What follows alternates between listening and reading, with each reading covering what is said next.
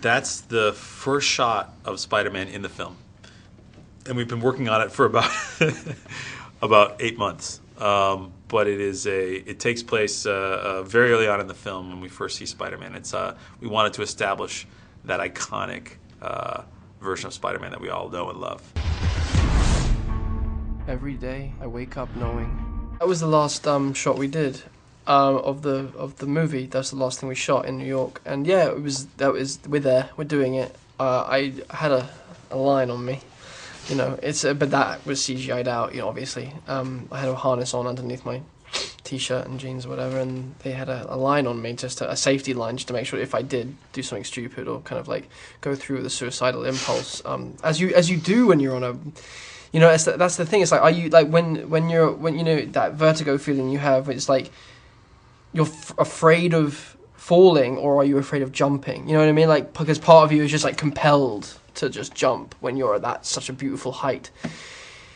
You kind of long to feel what that feels like. So I was sat there, and it was a beautiful sunset evening, and it was the final shot, and it was obviously Peter Parker very, very torn, as he is wont to be. And I remember it really, really, really clearly, because it was like saying goodbye to the city and saying goodbye to the character for a while, and kind of just indulging in one last minute of Peter Parker being all messed up.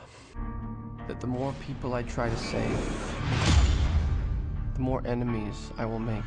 One of the tricky things is translating characters from the comics that work in illustrations into the three-dimensional reality on a New York street, and often things that work quite well as a drawing don't make sense in the physical world.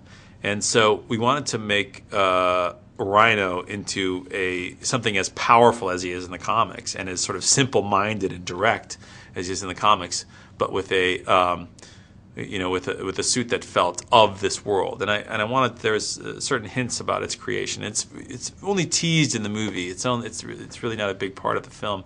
But I wanted to again create something that felt majestic and quite powerful, but also something that Alexei could have put together himself. And it's just a matter of time before I face those with more power than I can overcome. I'm so sorry, I'm late. I had a traffic thing. Did your traffic jam have anything to do with being, I don't know, shot at by machine guns? Yeah. Oh, no, I was implying that. I've never played a character more than once, so it was interesting to kind of go into what's happened since her father's death, and she is potentially going to Oxford, and she graduates as valedictorian, so clearly she still has her wits about her enough to be working really hard at what she wants in life.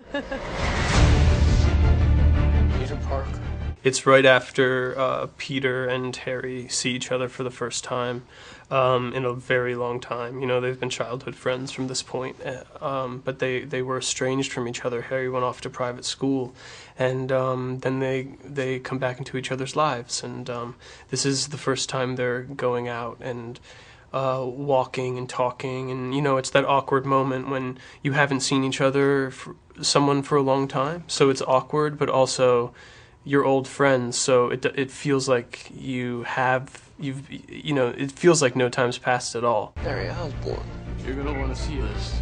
Oscorp. Get you under surveillance.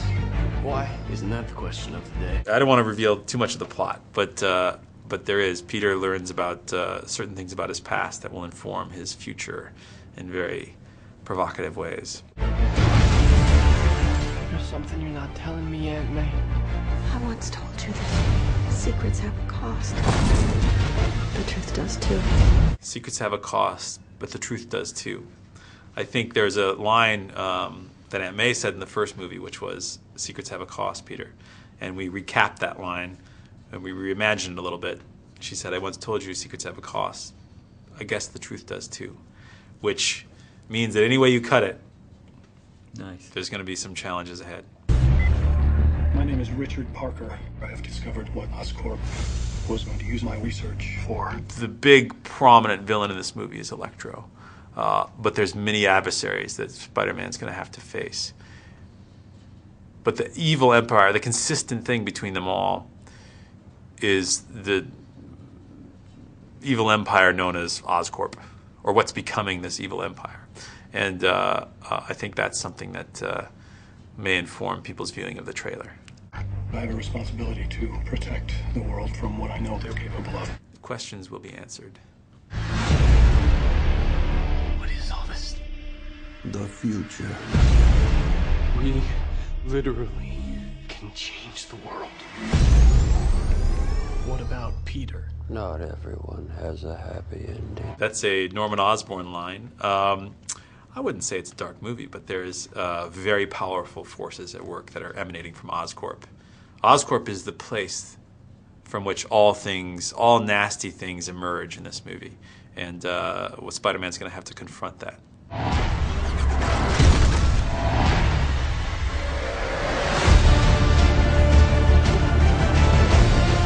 This is bigger than you, Peter. I made a choice. This is my path. Soon, everyone in the city will know how it feels to live in a world without power, without mercy. One of the difficult things that Spider-Man and Peter Parker have to face is, the people he loves are often put into danger. And that's one of the brutal, difficult ways that people can, Spider-Man's adversaries can attack Spider-Man, is by attacking the ones he loves. So she may be in danger from time to time. We'll have to see. Without Spider-Man.